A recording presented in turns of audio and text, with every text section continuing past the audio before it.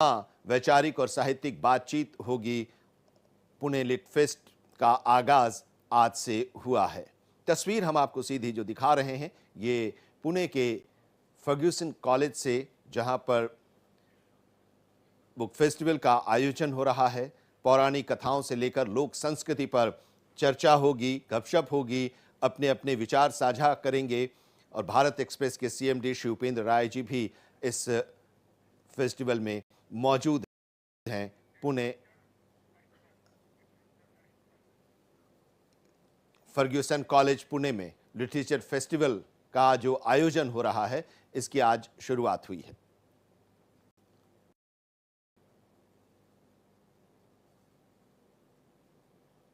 Bharat express के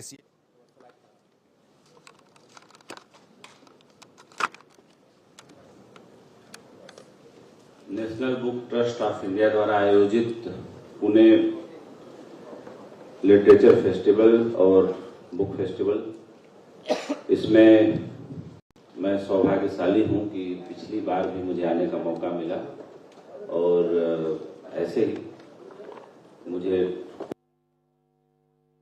झटका, लेकिन बोलता रहा, लोगों ने सुना। वर्तमान समय में किताबों का महत्व, इनसे उसकी क्या भूमिका है। एक बार की बात है कि एक इंटरव्यू में वॉरेन बफेट भी थे और बिल गेट्स भी थे। तो दोनों से एक सवाल पूछा गया कि अगर आपसे कहा जाए कि आप एक सुपर पावर को चुने तो आप दोनों क्या चुनना चाहेंगे। अक्सर किताबों के बारे में वॉरेन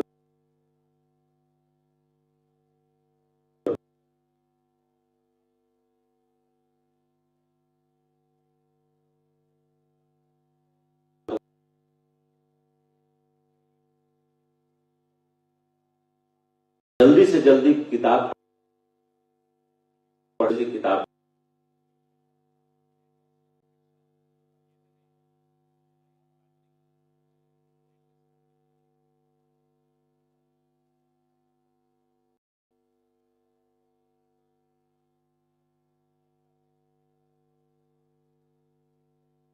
सेम यही देखते हैं। डिज्नी जो वर्ल्ड, जो बच्चे हमारे जाते हैं,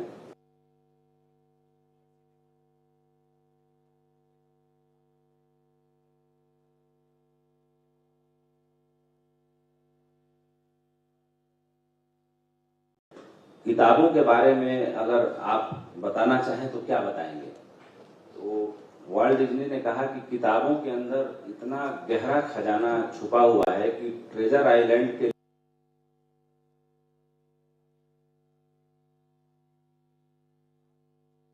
कह सकते हैं आज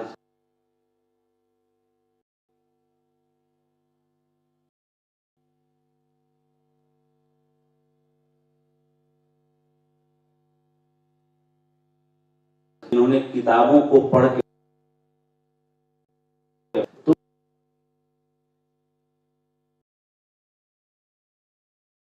यहाँ पे बोल रहे थे, ये उस परंपरा के लोग हैं जिन्होंने किताबों को नहीं पढ़ा लेकिन अपने जीवन को ही ऐसा बना दिया कि उस पर किताबें बन गई या किताबें लिखी जा सकती हैं। लेकिन अमेरिका जैसे देश में आप अंदाजा लगाइए कि अगर अमेरिका की सिर्फ 5 कंपनियों के पूरे टर्नओवर को जोड़ दिया जाए, या एग्जांपल दें, ज्यादा सटीक एग्जांपल होगा कि भारत की इकोनॉमी अभी 3 से 5 ट्रिलियन डॉलर के बीच में कहीं है, तो अकेले वहां का जो एप्पल फोन वाली जो कंपनी है, जो मोबाइल फोन यहाँ बैठे हुए 50% से ज्यादा लोगों के हाथ में तो होगा ही, इस कंपनी का जो टर्नओवर है वो 3 ट्रिलियन डॉलर से अकेले ज्यादा है। अगर Google company, Facebook, Microsoft, Google company का जो प्रमोटर कंपनी उसका नाम है अल्फाबेट, तो इन सब जो बड़ी कंपनियां हैं, ब्लैक रॉक, ब्लैक स्टोन, जैसे ब्लैक स्टोन जो है और ब्लैक रॉक है, अगर इन दोनों का पूरा बिजनेस जोड़ा जाए तो करीब करीब 18 ट्रिलियन डॉलर का बिजनेस इन दो कंपनियों का है। यानी आप सोचिए कि पूरी भारत की अर्थव्यवस्था और पूरी चाइना की अगर अर्थव्यवस्था को सामने रखा जाए तो ये दो अमेरिकी कंपनियां पूरे चाइना की अर्थव्यवस्था से लगभग ऊपर है, भारत की अर्थव्यवस्था से 6 गुना ज्यादा बड़ी है। तो इतना वेल्थ इन देशों में कैसे पैदा हुआ? इन देशों में उन लोगों ने वेल्थ पैदा किया जिन्होंने तकनीक का सहारा लिया, जो सबसे पहले आगे चले, और इन लोगों ने पूरी दुनिया में ये व्यवस्था दी कि कैसे अगर हमें पैसा कमाना है तो वो क्या व्यवस्था हो सकती है जो हमें दिन दूना रात चौगुना बढ़ाए। एक छोटा सा एग्जाम्पल देना चाहूंगा। सन 50 के दशक में अमेरिका में जब पहले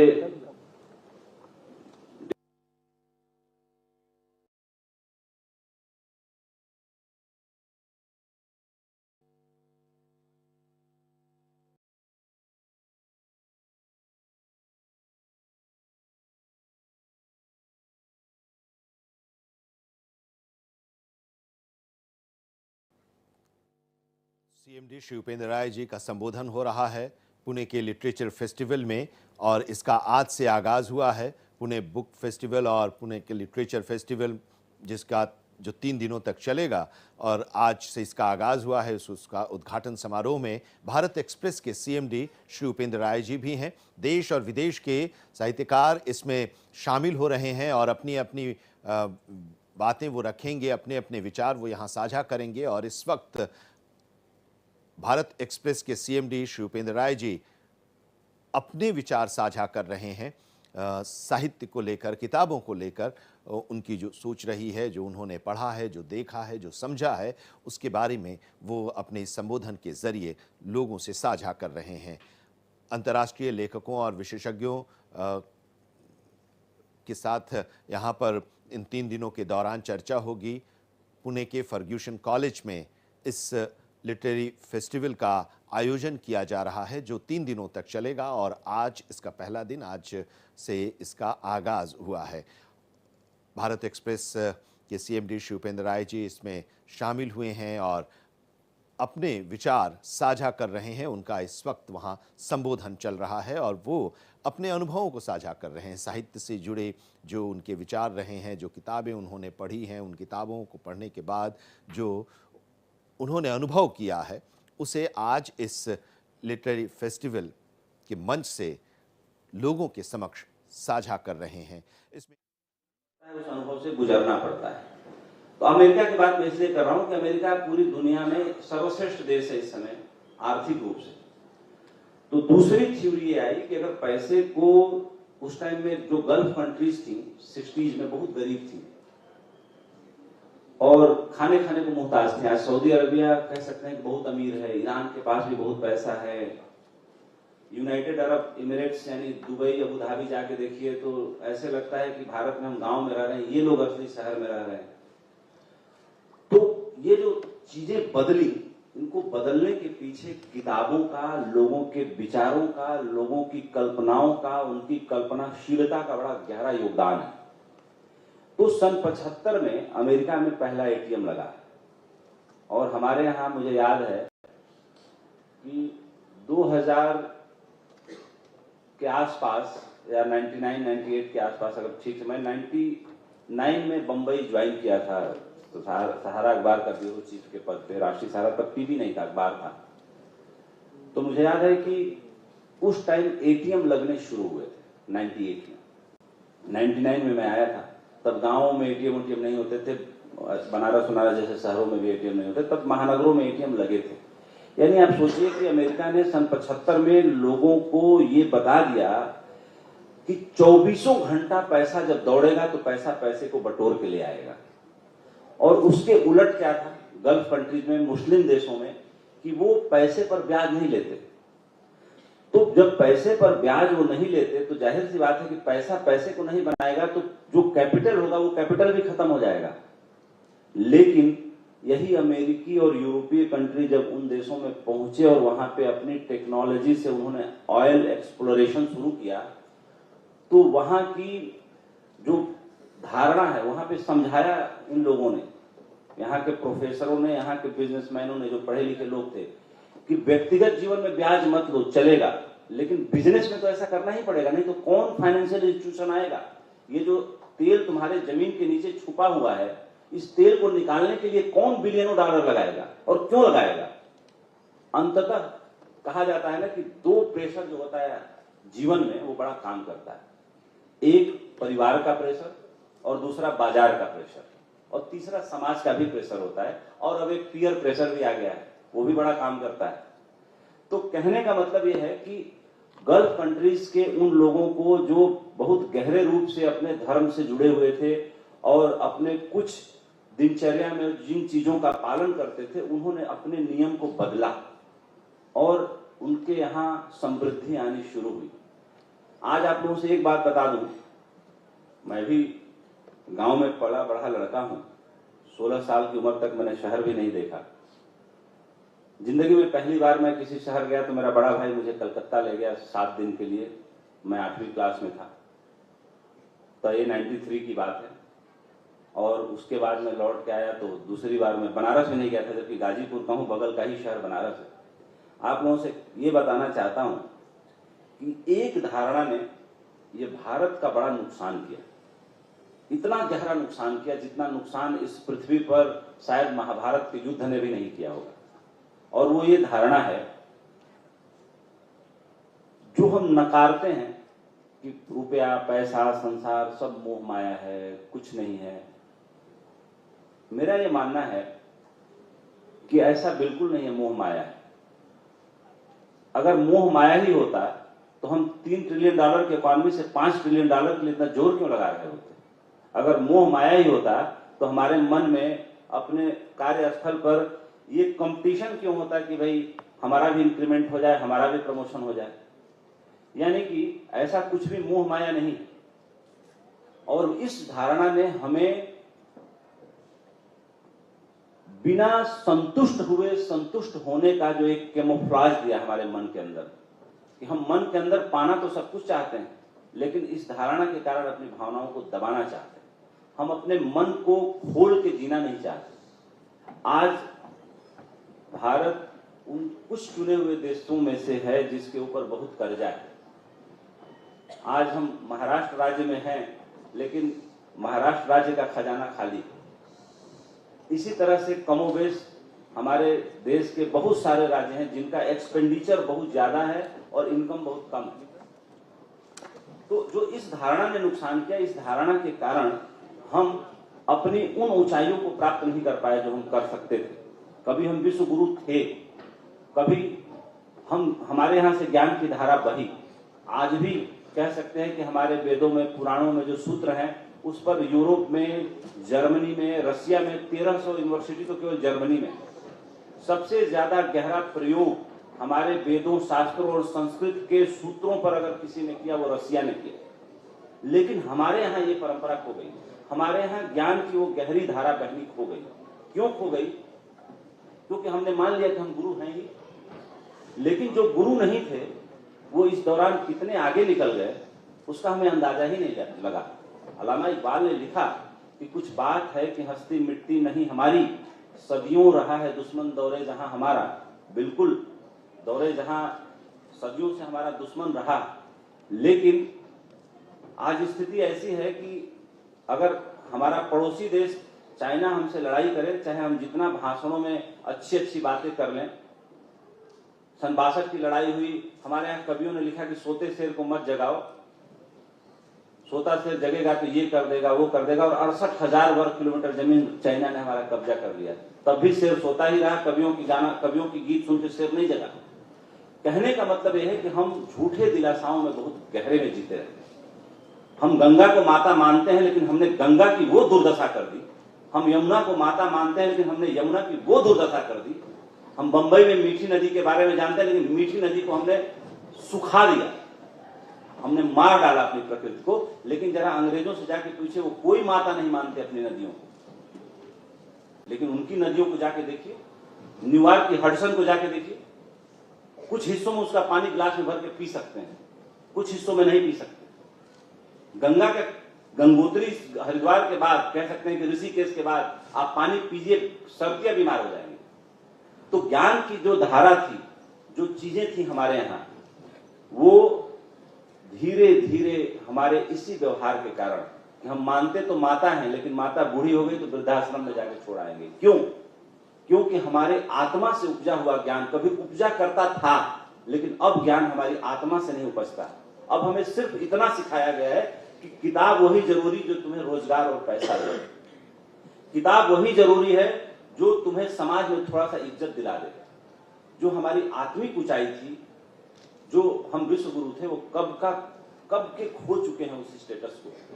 दोबारा नारा दिया है प्रधानमंत्री जी ने कि हम फिर से बनेंगे, बहुत अच्छी बात है, क्योंकि याद तो दिलाना बहुत जरूरी है। कभी हनुमान को शायद बल याद दिलाया जामवंत ने, तब जाके वो समंदर पार कर पाए।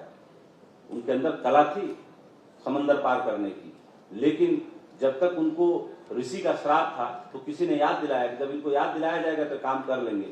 ठीक उसी तरीके से आज भारत को ये याद करने की बड़ी गहरी जरूरत है कि 70% हमारी आजादी आज युवा है, लेकिन 70% युवा आबादी के बाद भी जिस देश की 70% आबादी बूढ़ी है, वो बगल का देश चाइना, उसकी इकोनॉमी आज $20 ट्रिलियन की है। पूरी दुनिया का 37% प्रोडक्शन चाइना अकेले पैदा करता है। China is the hub of world production. हम कितना करते हैं प्रोडक्शन? हम कुछ नहीं करते उसके सामने। तो आज भी स्थिति वही है। आचार्य चाणक्य की याद आ रही है मुझे कि उस व्यक्ति ने आज से 3500 साल पहले इस देश के सारे राजाओं सूबेदारों को जगाया अपने ज्ञान के बल पे, लेकिन तब भी यहाँ के लोगों की इतनी क्षुद्रतम सोच थी कि चंद सिक्कों के लालच में यहाँ के लोगों ने सीमाओं के दरवाजे खोल दिए और आक्रांता आते रहे। करीब 3000 सालों का गुलामी का इतिहास है हमारा। बुद्ध महावीर के वक्त से लेकर के अभी तक, अभी 75 साल ही हुए हमें आजाद हुए ठीक से, इससे पहले हम गुलामी थे। और ये सब चीजें क्यों हुई? हमारा चित्त इतना बूढ़ा क्यों हुआ? हमारा चित्त इतना बूढ़ा इसलिए हुआ कि हमें कभी जवान होने ही नहीं दिया गया। अगर किसी आदमी की उम्र 25 साल हो, उससे वो जवान नहीं होता जब तक उसके अंदर विचारों की ताकत ना हो। और विचारों की ताकत कैसे आती है? विचारों की ताकत ज्ञान से आती है। और ज्ञान की ताकत कैसे आती है? और एक मामले में बहुत बड़ी सुविधा भी है। जैसे खतरा क्यों है? खतरा यह है कि आर्टिफिशियल इंटेलिजेंस आने के बाद करीब करीब पूरी दुनिया में 75 करोड़ लोगों की नौकरी जा रही है, लेकिन 97 करोड़ लोगों की नौकरी मिल भी रही है। यानी कि जितनी जा रही है उससे ज्यादा नौकरी मिल रही है। हाँ, ये जरूर है कि आर्टिफिशियल इंटेलिजेंस के बारे में मुझसे एक सवाल पूछा गया था। मैं एपीजे मास कम्युनिकेशन स्कूल में पढ़ाने गया था कि सवाल ये था कि मीडिया कर्मियों के लिए कितना बड़ा खतरा होगा अगर आर्टिफिशियल इंटेलिजेंस आएगा। तो मैंने ये जवाब दिया था कि खतरा उनके लिए जरूर होगा जो एंकर या जो रिपोर्टर ठीक से पढ़ाई करके अपने विषय के बारे में नहीं जाता। तो हो सकता है कि आर्टिफिशियल इंटेलिजेंस उसकी जगह ले ले, एंकर की जगह ले ले, क्योंकि कई चैनलों में आजकल एआई एंकर न्यूज पढ़ते हैं। मैंने बोला कि जो एंकर टेलीप्रॉम्प्टर देख के न्यूज पढ़ता है उसको डरने की जरूरत है, लेकिन जो एंकर टेलीप्रॉम्प्टर देख के न्यूज नहीं पढ़ता है उसके अंदर ये क्षमता है कि टेलीप्रॉम्प्टर चल रहा है लेकिन वो अपने स्टाइल में न्यूज पढ़ता है। वो अपने स्टाइल के लिए जाना जाता है, अपने नॉलेज के लिए जाना जाता है, अपने इंटरप्रिटेशन के लिए जाना जाता है। तो उसको डरने की जरूरत नहीं है, क्योंकि एआई क्या है? एआई हमारे आप जैसे एक आदमी का क्रिएशन है। जेफरी हिंटन थे जो गूगल में काम करते थे। जब गूगल से उन्होंने रिजाइन किया तो उन्होंने एआई की स्थापना की। एआई सबसे पहले उन्होंने आर्टिफिशियल इंटेलिजेंस के बारे में लोगों को बताया। अब जैसे खतरा क्यों है, एक एग्जांपल दूं। चेस, शतरंज मुझे तो बहुत अच्छा नहीं खेलने आता, लेकिन हाँ, ली सिडोल पूरी दुनिया में शतरंज के सबसे बड़े प्लेयर रहे हैं दशकों तक, टॉपर। तो एआई वर्चुअल एआई की जो वर्चुअल कैरेक्टर था, उनको और ली सिडोल को आमने सामने बिठाया गया और ली सीडोल जैसा जीनियस ब्रेन एआई के सामने आधा घंटा में नहीं टिक पाया। ली सीडोल को एआई ने हरा दिया। तब इस पर अध्ययन हुआ कि कैसे हराया। तो एआई ने खुद बताया कि मैंने ली सीडोल का जब वो किया गया तो मैंने पल भर में, पहले जब ये बच्चा थे जब खेलते थे तब से लेके सब चीज 1 सेकंड में देख डाला, और इनका एल्गोरिदम मैंने स्टडी कर लिया कि ये कैसे खेलते हैं, और इनको हराने के लिए मुझे अपना एल्गोरिदम कितना बढ़ाना है। और आधे घंटे के अंदर मैंने वर्ल्ड के 10 साल वर्ल्ड चैंपियन रहे चेस प्लेयर को आधे घंटे के अंदर हरा दिया, और आधे घंटे के बाद फिर दोबारा उन्होंने बार बार हरा दिया। यानी कि खतरा क्या है? खतरा यह है कि हम जो कुछ भी करते हैं इंसान के रूप में, हमारा एक पैटर्न है। जैसे मुझे याद है कि बचपन में मेरे कुछ दोस्त थे, मुझे बहुत प्यार भी करते थे, कभी कभी बहुत चिढ़ाते भी थे, मैं अब उस चीज को याद करता हूं। तो उनको एक पैटर्न पता था कि क्या कहने से मुझे गुस्सा आता है, तो जब जब वो बातें कहते थे मैं गुस्सा हो जाता था। यानी कि, और आध्यात्मिक भाषा में कई बार, जैसे बुद्ध महावीर अपने कई प्रवचनों में उदाहरण दे चुके हैं कि होता क्या है कि जब कुएं में आप बाल्टी डालते हैं तो बाल्टी, कुएं में पानी है तो पानी लेके आती है। अगर कुएं में पानी ना हो और खाली बाल्टी आप डालें तो बाल्टी जैसे खाली डाले थे वैसे आ जाएगी। वैसे हमारे अंदर भी क्रोध, गुस्सा, क्षोभ, प्यार, ईर्ष्या, द्वेष, महत्वाकांक्षा, ये सब चीजें छुपी हुई हैं कहीं ना कहीं, अगर हम संसार में जी रहे हैं और इससे ऊपर नहीं उठ पाए हैं। अब कोई जैसे कुएं में बाल्टी डालता है, वैसे शब्दों की बाल्टी आप पे फेंके, कभी आपका गुस्सा निकल आएगा, कभी आपका प्यार निकल आएगा, कभी आपकी महत्वाकांक्षा निकल आएगी, कभी आपका सीक्रेट निकल आएगा, कभी आपका कुछ निकल आएगा, कभी आपके वे राज निकल आएंगे जो आपने दुनिया में किसी के सामने जाहिर न किए हों। यानी कि शब्दों की बाल्टी अगर फेंकी जाए, शब्दों का जाल हमारे ऊपर फेंका जाए, तो हमारा पैटर्न होशियार आदमी खूब आसानी से पता कर सकता है।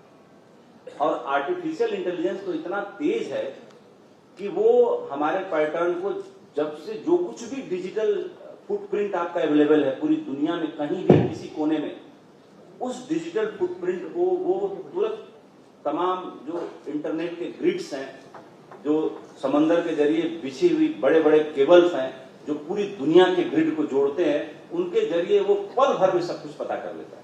और पल भर में पता करने के बाद वो आप जैसी आवाज, आप जैसी चाल, आप जैसी बात, आप जैसा काम, सब कुछ करके दिखा देता है। यानी कि खतरा यह है कि आज के डेट में कुछ तो फ्रॉडस्टर ऐसे हैं जो गांव में लोगों को डिजिटल अरेस्ट करके, उनको धमका के, ये करके, वो करके, कंबोडिया में और क्या बोलते हैं वियतनाम में, और उधर के साउथ ईस्ट एशिया, म्यांमार में, साउथ ईस्ट एशिया के देशों में एक हब बना लिया है कि बेचारे भोले भाले अज्ञानी लोगों को जो शार्प नहीं है, उनको तो इस तरह से आए दिन बहुत ज्यादा केसेज हो रहे हैं, बहुत ज्यादा केसेज हो रहे हैं। दूसरा ये है कि आर्टिफिशियल इंटेलिजेंस के जरिए एकदम उपेंद्र राय जैसा एक आदमी वीडियो कॉल पे आएगा और जो है यहाँ बैठे हमारे तमाम परिचित लोगों से बोलेगा कि मैं बड़ा मुश्किल में हूँ, मुझे पैसा भेज दीजिए। कुछ लोग ऐसे होंगे जो डे टू डे बेसिस पे जानते होंगे, वो तो समझेंगे कि उपेंद्र राय कुछ भी मांगेगा, 10-5 लाख रुपया तो नहीं मांगेगा, हाँ 50 करोड़ 20 करोड़ मांगे, समझ में आता है, तो वो समझ में आ जाएगा जो मुझे व्यक्तिगत रूप से जानते हैं। लेकिन जो नहीं जानते वो जानते अरे यार राय साहब को बड़ी मुश्किल है 5 लाख रुपए भेज देते हैं, बड़े आदमी वापस तो कर ही देंगे। तो कहने का मतलब है कि एक जो छोटा सा खतरा है वो समाज में एक क्राइम को रीजनरेट करने का, हमारे अंदर के वहसीपन को जगाने का और उसको पहचान के उसके गलत इस्तेमाल का। इसका पॉजिटिव इस्तेमाल भी है। पॉजिटिव इस्तेमाल यह है कि इलान मस्क की सेक्रेटरी ने उनसे बोला कि पिछले साल की ही बात है कि सर मैं शादी कर रही हूँ, मुझे 2 दिन की छुट्टी दे दीजिए। तो उसने कहा कि यार 2 दिन क्यों, तुम 7 दिन छुट्टी ले लो, उसमें क्या है, शादी कर रही हो, जाओ आराम से करके आओ। उस बेचारी ने छुट्टी लिया। 7 दिन बाद जब आई लौट के, तो इलान मस्क ने कहा कि ऐसा है कि मैं तुम्हें 10 टाइम्स कंपनसेशन दे रहा हूँ। 7 दिनों में मेरी जो प्राइवेट सेक्रेटरी एआई आलिया है उसने इतना बढ़िया काम किया कि मुझे तुम्हारी एक बार भी जरूरत पड़ी ना, एक बार भी याद आई। तो तुम ऐसा करो कि अपना हैंडओवर आलिया को दे दो। यानी कि वो जो रोबोट है, एआई रोबोट, उसको दिया और उसको 10 टाइम कंपनसेशन देकर नौकरी से चलता कर दिया। तो कहने का मतलब है कि एआई का अगर सच में अच्छा इस्तेमाल किया जाए तो कमाल की बात है। लेकिन आप लोगों ने रजनीकांत की एक मूवी देखी होगी चिट्टी, उसमें चिट्ठी बाद में विलेन बन जाता है और उसके अंदर इच्छाएं जगने लगती हैं, और जब इच्छाएं जगने लगती हैं तो फिर वो आदमी की तरह उसके अंदर जेलसी, प्यार, घृणा, नफरत सब पैदा हो जाता है।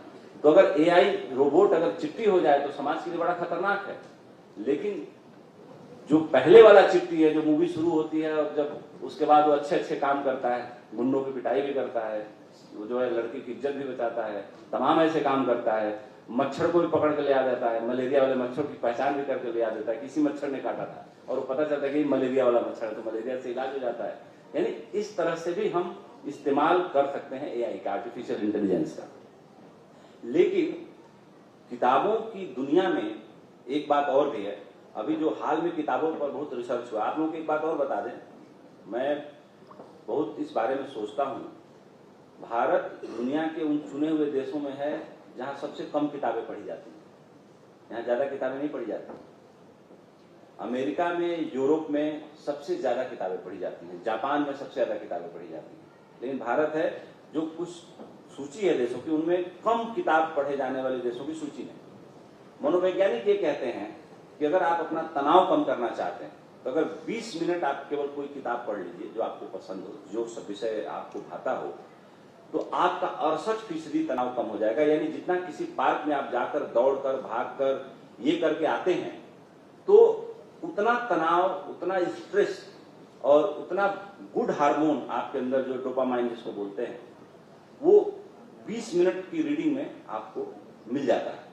और आपने अक्सर अनुभव किया होगा कि अगर आपको नींद नहीं आ रही है और आप कोई किताब पढ़ना चालू करते हैं, बहुत लोगों की नींद की गोलियां बंद हो जाती हैं अगर वो किताब पढ़ने की हैबिट को अपने जीवन में उतार लेते हैं। तो जब आप किताब पढ़ते हैं सोते वक्त, जैसे कहा जाता था कि हमारे जो पूर्व राष्ट्रपति प्रणब मुखर्जी जी थे, अब नहीं रहे, वो सोते वक्त 365/365 दिन किताब पढ़ते हुए सोते थे और किताब उनका कोई स्टाफ ऐसे छाती पे रख जाते थे और उठा के रखता था। तो कुछ ऐसे जो है शोध हुए हैं कि किताबों के बारे में जो है हम आज इतने अनभिज्ञ हो गए हैं। बल्कि युवराज जी को मैं हमेशा इस बात के लिए बड़ा धन्यवाद देता हूं कि इससे पहले भी national book trust of India थी, उसके इससे पहले भी डायरेक्टर थे, लेकिन national book trust of India को जिस लेवल पर युवराज जी लेके गए हैं, जिस लेवल पर उन्होंने पेनिट्रेट किया है पूरे वर्ल्ड में भारतीय लिटरेचर को, इससे पहले कभी नहीं हुआ था। युवराज जी के लिए ताली जरूर मैं भी बजाऊंगा, आप लोग। आज भारत के लगभग हर बड़े शहरों में उन्होंने बुक फेयर स्थापित कर दिया। दुनिया के जितने बुक फेयर हैं सबके साथ आज एनबीटी का कोलैबोरेशन है। वहां पे भारत की किताबों का बहुत बड़ा मतलब पैविलियन लगता है। मतलब जर्मनी से लेके, लंदन से लेके, न्यूयॉर्क से लेके, ब्राजील से लेके, अर्जेंटीना से लेकर के, फ्रांस से लेकर के तमाम जगहों पर, क्योंकि मैं जुड़ा हुआ हूं तो मुझे सारी बातें पता चलती रहती हैं। तो कुल मिलाकर के जो मुझे कहा गया कि किताबें और एआई की जो भूमिका, तो किताबों की भूमिका तो इतनी है कि एक आदमी का 100/100% रूपांतरण कर देती है। जैसे ढोलकिया साहब ने बोला, ये बात अच्छी लगी कि उन्होंने कथा सुनी और उनको ये एक चीज पकड़ में आ गई कि सिर्फ सम्मान है, यानी सम्मान अपने तमाम दोस्तों को जीता, बिजनेस कम्युनिटी को जीता, एक बड़ा एम्पायर खड़ा किया।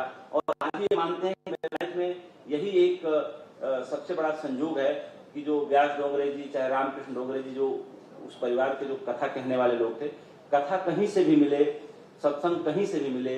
कहा जाता है कि जीवन में अच्छा क्या है, बुरा क्या है, वो हमें किताबें ही बताती हैं, और किताबें ही बताती हैं कि अच्छा क्या है, बुरा क्या है। जैसे कोई ऐसा काम जो जन सामान्य के जीवन में सुख ले आए, या किसी एक रास्ता चलते आदमी के चेहरे पे मुस्कान ला दे, कोई ऐसा काम जो हॉस्पिटल में पड़े एक बीमार को थोड़ी खुशी दे दे, वही अच्छा काम है। और बुरा काम यानी कि जो बिना किसी गलती के किसी को आप दुख दें। तुलसीदास ने कहा है ना कि परहित सरस धर्म नहीं भाई, पर पीड़ा नहीं समधिकाई, यानी कि परोपकार से बढ़ के कोई दूसरा धर्म नहीं, और दूसरे को दुख देने यानी पीड़ा पहुंचाने से बड़ा कोई पाप नहीं। जब भगवान शंकर ने गणेश की और कार्तिकेय की परीक्षा ली, तो वो परीक्षा बड़ी इंटरेस्टिंग है। तो उन्होंने पूछा कि क्या ऐसा है जो सबसे बड़ा पुण्य है और क्या ऐसा है जो सबसे बड़ा पाप है। उसी को तुलसीदास जी ने रामचरितमानस में ऐसे कहा, और भगवान गणेश ने ऐसे कहा कि जो दूसरे को सुख दे वही सबसे बड़ा पुण्य, और जो दूसरे को पीड़ा दे वही सबसे बड़ा पाप। तो उन्होंने कहा कि ऐसा क्या है जो पल भर में पूरे ब्रह्मांड की परिक्रमा कर दे। तो कार्तिकेय की गति बहुत तेज थी, वो मोर पे सवारी करते, वो ब्रह्मांड की परिक्रमा करने निकल आए और कुछ पल में परिक्रमा करके आए। तब तक गणेश ने क्या किया, पार्वती, और बुद्धिमान इसलिए कहा जाता है भगवान गणेश को, और महाराष्ट्र में उनकी सबसे ज्यादा पूजा होती है। तो उन्होंने भगवान शंकर और पार्वती जहाँ बैठे थे उनकी गद्दी के चक्कर लगा दिया। बोला कि पिताजी आपका, माताजी आपका चक्कर लगाना है ब्रह्मांड के चक्कर लगाने से श्रेष्ठ है, मैंने तो लगा दिया। जब तक कार्तिकेय लौट के आए तब तक उन्होंने कहा कि मैं लगा के आ गया। तो शंकर और पार्वती जी ने कहा कि गणेश ने तो कब का लगा दिया। बोला ऐसा कैसे, गणेश तो चूहे पे चलता है, तो वो तो इस मैंने कई वर्षों बीत जाए तो भी नहीं कर सकता। तो भगवान शंकर ने बोला कि जो अपने माँ बाप को पृथ्वी से और ब्रह्मांड से ज्यादा बड़ा माने, उससे बड़ा कोई बात ही नहीं हो सकती, और हम इस बात से सहमत हैं, राजी हैं। तो हम गणेश को पहला पुरस्कार देते हैं, तो कार्तिकेय को दूसरा पुरस्कार मिला। तो कहने का मतलब है कि जो ज्ञान है, जो सूक्ष्म है, जो बहुत ही गहरा है, जो बहुत ही सहज भी है, बहुत सरल भी है। सहज क्यों है कि मिला ही हुआ है, हम उसकी तलाश में नहीं जाते। कठिनतम क्यों है कि हम पहचानते नहीं। ठीक वैसे ही जैसे मछली जब तक समंदर में होती है उसे समंदर के बारे में पता नहीं होता, लेकिन जब कोई मछुआ उसे बंसी में फंसा के निकाल लेता है और जब वो श्वास के लिए तड़फड़ाती है तब उसे समंदर के बारे में पता चलता है। हमारा जीवन भी वैसा ही हुआ है कि हमें जो मिला हुआ है हम उसकी जरा भी कदर नहीं करते। जो दूर है उसके लिए हम तड़पते रहते हैं, तरसते रहते हैं। इसीलिए कहा गया है कि दूर के ढोल सुहावने होते हैं, लेकिन ढोल जब सामने बजने लगता है तो पीड़ा भी देने लगता है। तो बातें बहुत हैं, कही जा सकती हैं, लेकिन कहा जाता है कि जो व्यक्ति अपनी बातों में रस बनाए रखे और वहां पे बात समाप्त करे वही सफल बात होती है। तो मैं अपनी बात को यहीं पे समाप्त करना चाहूंगा, और आप लोगों ने बहुत धैर्यपूर्वक सुना। मैं बहुत अनुग्रहित हूँ कि आपने मेरी बातों को ध्यान से सुना। अगर मैंने अनजाने में कुछ गलत बोला हो तो इसके लिए जरूर क्षमा चाहूंगा, और फिर कभी पुणे में ऐसा होगा सेशन तो जरूर मुलाकात होगी। जय हिंद, जय भारत।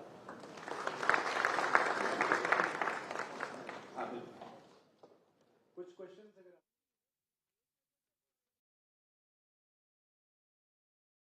वहाँ मौजूद हैं, उन्होंने वहाँ पर एआई के बारे में बताया, तमाम जानकारियाँ दी, और उन्होंने कुछ तो होगा किसी को कोई सवाल। ये लगता है कि मैंने इतना अच्छा बोला सवाल गायब हो गए। कोई सवाल हो मैं जरूर लेना चाहूंगा। और हेलो जी जी जी नमस्कार जी आपका सेशन काफ़ी अच्छा रहा, क्योंकि मैंने सुना आप पत्रकारिता में काफ़ी समय बिताया है जी। 28 साल पहले की पत्रकारिता और अभी की। जी।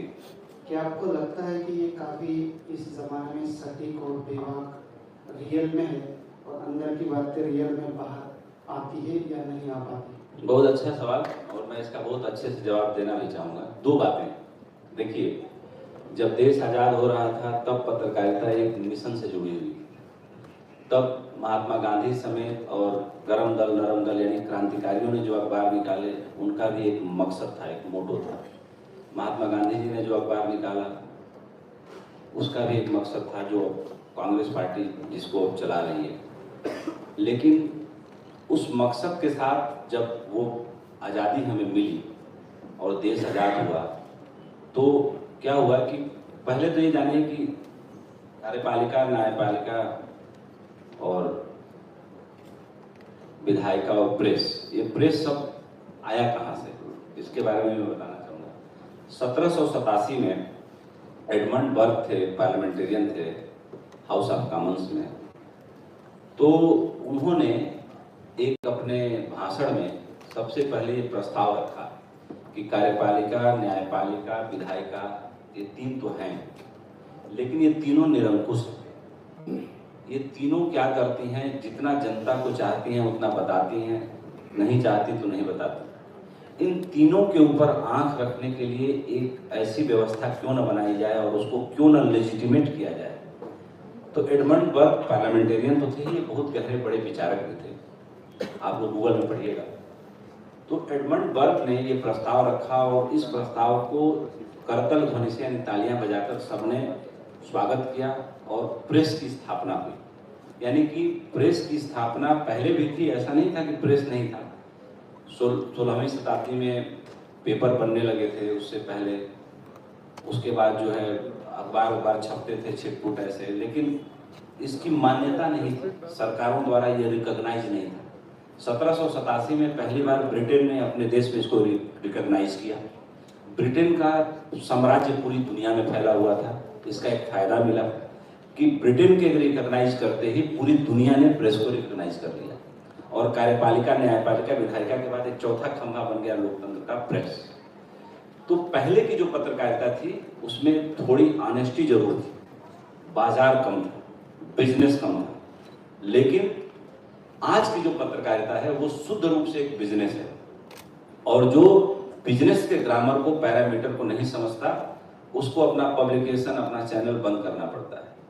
अब मेरे जैसे आदमी के सामने भी जो दोनों को समझता है, बड़ा धर्म संकट हो जाता है कभी कभी। क्यों? क्योंकि अगर लोगों की सैलरी है, 1000 आदमी जुड़े हुए हैं, 525 आदमी तो नोएडा हेडक्वार्टर में काम करते हैं, तो उनको सैलरी तो देनी है, उनको भूखे तो नहीं मार सकते। उनकी एक लाइफ स्टाइल है जो उसी सैलरी से चलती है, उनके बच्चों की फीस है। तो पहले जो था वो ऐसा था, अगर कहूँ क्षमा मानते हुए, कि अखबार में पहले खबरों के लिए जगह सुनिश्चित की जाती थी। आज अखबार में विज्ञापन से जो जगह बच जाती है वही अखबार छपता है। तो ये बड़ा कड़वा सच है जिसे मैं भी पीता रहता हूँ, लेकिन मैं जरूर संतुलन रखने की कोशिश करता हूँ कि अभी भी जैसे मेरे भारत एक्सप्रेस चैनल किसी भी प्लेटफॉर्म पे आप जाइए, अवेलेबल है, गूगल पे भी जाइए, यूट्यूब पे भी जाइए, वेबसाइटों पे जाइए, टाटा पे, एयरटेल पे, डिश पे, सन डीटीएच पे, वीडियोकॉन डीटीएच पे, डेन पे, हैथवे पे, इन पे, एनएस पे, कोई भी प्लेटफॉर्म लीजिए। अब इसके लिए भी बहुत पैसा खर्चा करना पड़ता है चैनल को। जैसे पिछले साल जो डिस्ट्रीब्यूशन का बिल था वो 75 करोड़ रुपए था। इस साल का बिल जो है, क्योंकि अब हम 2 साल पुराने हो गए हैं, 2 साल पुराने चैनल हो गए हैं, तो इस साल का बिल जो है 60-65 के बीच है। 10 करोड़ हमारी टीम ने डिस्काउंट लिया होगा लोगों से बातचीत करके। तो अब जो है बिजनेस प्रथम हो गया है, पत्रकारिता द्वितीय हो गई है। पहले के जो पत्रकार थे वो सही अर्थों में मिशन बेस्ड पत्रकारिता करते थे। आज के जो पत्रकार हैं वो ज्यादातर फैशन बेस्ड पत्रकारिता करते हैं। हाँ, ये जरूर है कि अभी भी जब पानी सर से ऊपर जाता है तो कुछ अच्छे लोग हमेशा होते हैं। जैसे वाल्मीकि जी ने रामायण लिखी, तुलसीदास जी ने उसके बहुत बाद लिखी, हजारों साल बाद लिखी।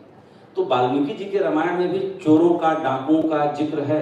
वाल्मीकि जी स्वयं थे, यानी कि उस टाइम भी अनाचार, कदाचार, सदाचार सबका जिक्र है, व्यभिचार सबका जिक्र है। क्यों? क्योंकि उस समाज में भी था। जब राम राज्य की जो बात हम करते हैं तब भी राम राज्य में भी ऐसे लोग थे, यानी कि बुराई सदैव रही है। पहले ये था कि भाई कभी रहा होगा कि देवता और दानव अलग अलग रहते थे पहले, उसके बाद ऐसा हुआ कि साथ साथ रहने लगे, उसके बाद ऐसा हुआ कि दोनों चिन्हित हो गए। और आश्चर्य देखिए कि देवता और दानव एक ही माँ की संतानें हैं, कश्यप ऋषि की पत्नी माँ अदिति की। और अब ऐसा हो गया कि देवता और दानव हमारे शरीर में ही रहते हैं, यानी उनको कभी हमारा अच्छा पक्ष जग जाता है, कभी हमारा बुरा पक्ष जग जाता है। तो पत्रकारिता में अभी भी बहुत अच्छे लोग भी हैं, लेकिन क्या होता है कि एक कालखंड होता है। ये वो कालखंड है जो पत्रकारिता को बिजनेस की तरफ ले गया। पत्रकारिता को अब बाजार चलाता है, पत्रकारिता को विज्ञापन देने वाले चलाते हैं।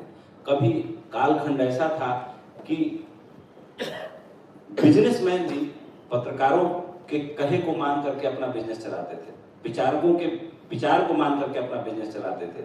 कभी ऐसा था कि राजा कुलगुरु का पैर छू के गद्दी पे बैठता था, आज राजा का पैर कुलगुरु को छूना पड़ता है। तो समय उल्टा हो गया है, लेकिन व्यवस्थाएं कमोबेश वैसी ही हैं, बस प्रारूप बदल गया है। और पत्रकारिता अपने रूप को लेके, जैसे क्या होता है कि सांप केचुली निकाल के एक नया शरीर पकड़ लेता है, वैसे ही है कि अभी थोड़ा बाजार का और व्यापार का प्रेशर है।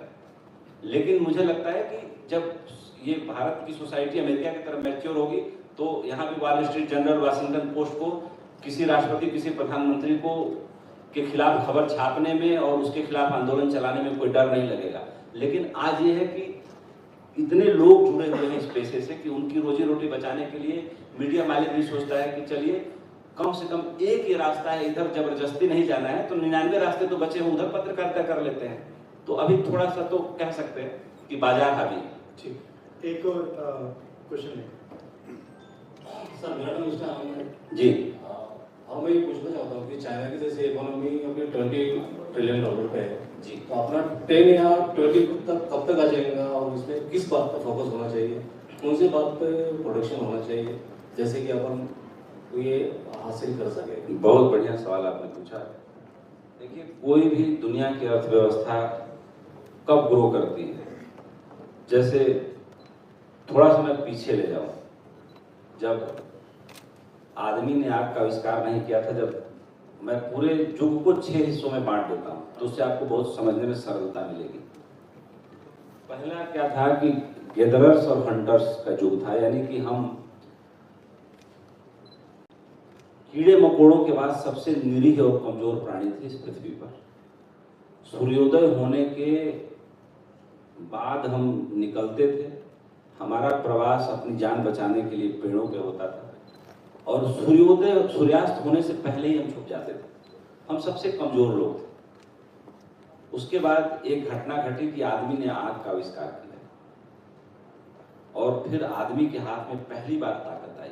तो एक तो ये युग हुआ जब हम जानवर थे, शिकारी की तरह ही थे, थोड़ा बहुत मिल जाता था, महीनों में 1-2 बार खाने को मिलता था, क्योंकि हम कमजोर थे, दूसरे जानवर ही हमें खा लेते थे।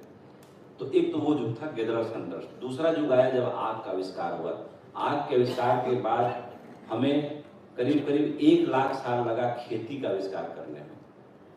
तो गैदरर्स हंटर्स के बाद हम खेती यानी कृषि युग में आए। कृषि युग के बाद हम जो है बेसिक चीजें बनाने लगे, जैसे हमने कुदाल बनाई होगी, खुरपी बनाई होगी, हथकरघा बनाया होगा, मशीन जो सूत बनाने वाली, ये सब बेसिक चीजें हुई। तो सेमी इंडस्ट्रियल रेवोल्यूशन हुआ, तीसरा काल आया। और इस काल से उस काल तक पहुंचने में भी करीब करीब 1 लाख साल लगे होंगे। फिर उसके बाद कई लाखों साल के बाद हमने थोड़ी और तरक्की की। और तरक्की कैसे की? जो हमारा पुराना अनुभव था उससे हमने अपनी सुरक्षा तो की, क्योंकि जब आग का आविष्कार हमने कर लिया तो हम शेर को भी डराने लगे, हाथी को भी डराने लगे, यानी जीवों में हम सबसे ताकतवर हो गए। फिर उसके बाद हमने ग्रुप समूहों में रह के खेती चालू किया, फिर हमने छोटे मोटे कल पुर्जे बनाने चालू किए। फिर उसके बहुत बाद जो है हमने इंडस्ट्रियल रेवोल्यूशन की तरफ कदम बढ़ाया। और इंडस्ट्रियल रेवोल्यूशन ये हुआ कि हम कपड़ा बनाने लगे, तन ढकने लगे, हम छोटे छोटे कलाकृतियाँ बनाने लगे, मूर्तियाँ बनाने लगे, जो है नेचुरल पौधों से रंग बनाने लगे, जो बहुत बेसिक सा इंडस्ट्रियल रेवोल्यूशन हुआ। ये हम चौथे काल में प्रवेश किए। 5वां काल जो है फुल इंडस्ट्रियल रेवोल्यूशन हुआ, जिसमें हमने बड़ी बड़ी मशीनें बनानी चालू कर दी। यानी भारत की बात नहीं कर रहा हूँ मैं, पूरी दुनिया की बात कर रहा हूँ। उसके बाद 6वां काल आया जब हम इंफॉर्मेशन टेक्नोलॉजी, कंप्यूटराइजेशन, जो इस 20वीं शताब्दी में हमारा।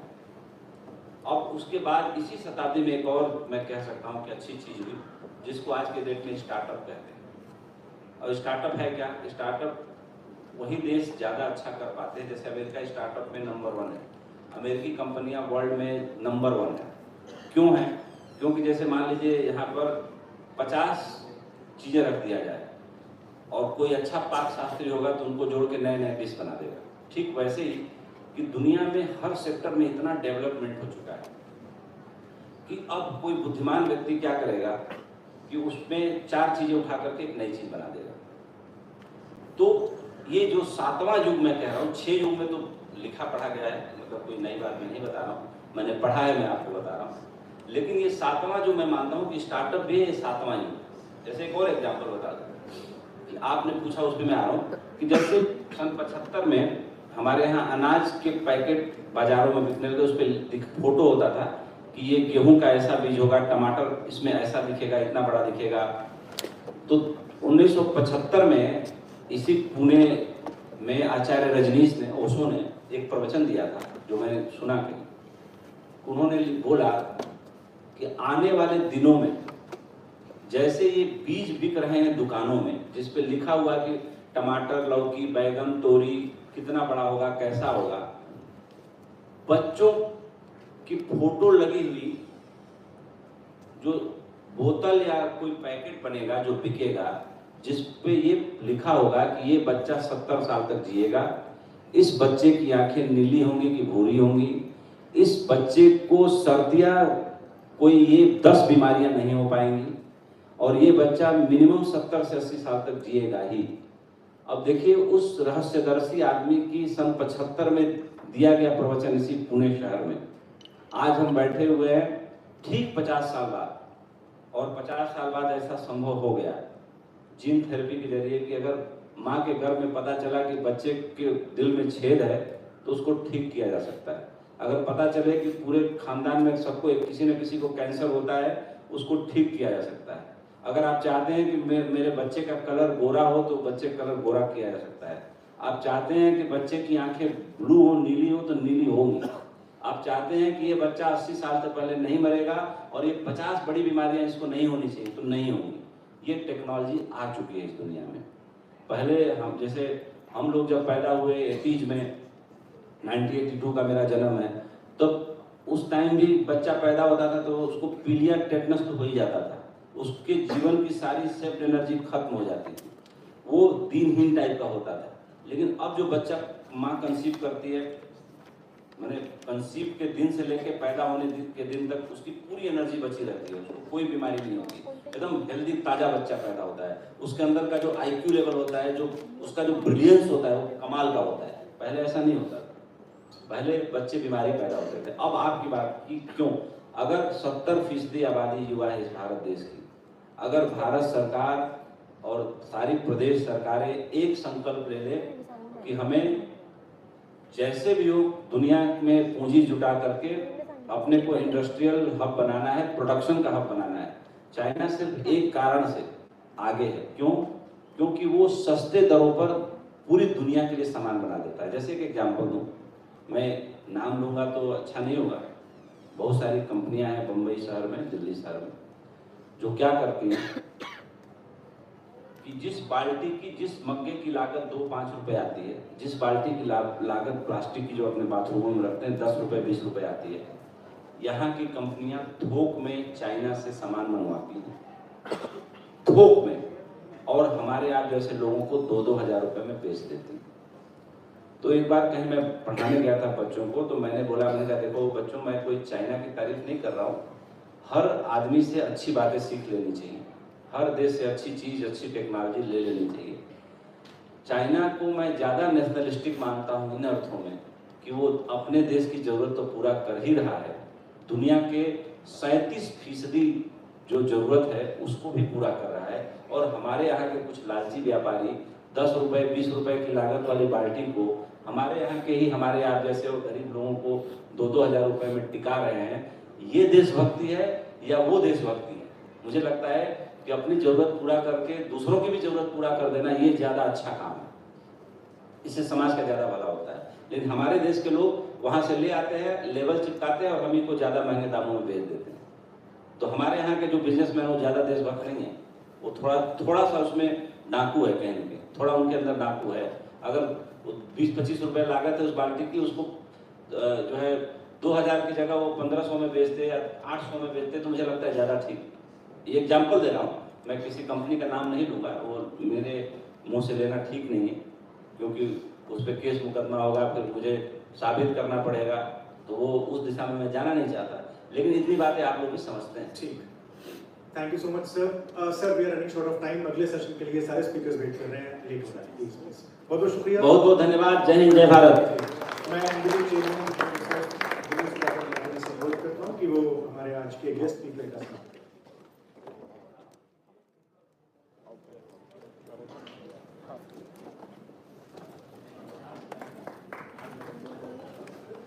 बस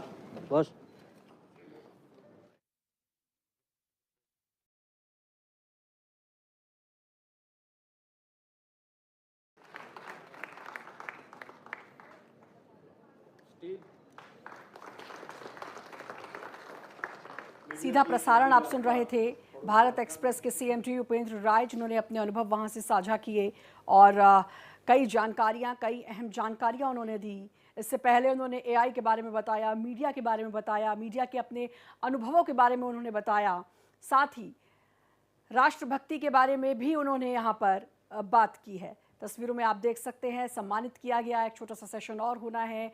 उस तरफ भी सीएमडी उपेंद्र राय रुख कर रहे हैं। तो ये पुणे में मेगा बुक फेस्टिवल जो हो रहा है, अंतर्राष्ट्रीय लेखक इसमें शामिल, और एक बड़ा बुक फेस्टिवल, 3 दिवसीय ये बुक फेस्टिवल इस समय चल रहा है। और उसी में शिरकत की भारत एक्सप्रेस के सीएमडी उपेंद्र राय ने। साहित्य और संस्कृति पर ये जोरदार मंथन इस मंच के जरिए किया जा रहा है। तो तस्वीरें आप देख सकते हैं, पुणे के फर्ग्यूसन कॉलेज में ये फेस्टिवल इस समय हो रहा है। और पुणे लिट फेस्ट का आगाज आज हुआ है। 3 दिवसीय ये कार्यक्रम है। अंतर्राष्ट्रीय लेखक और विशेषज्ञों की दिल की बात इसमें रखी जाएगी।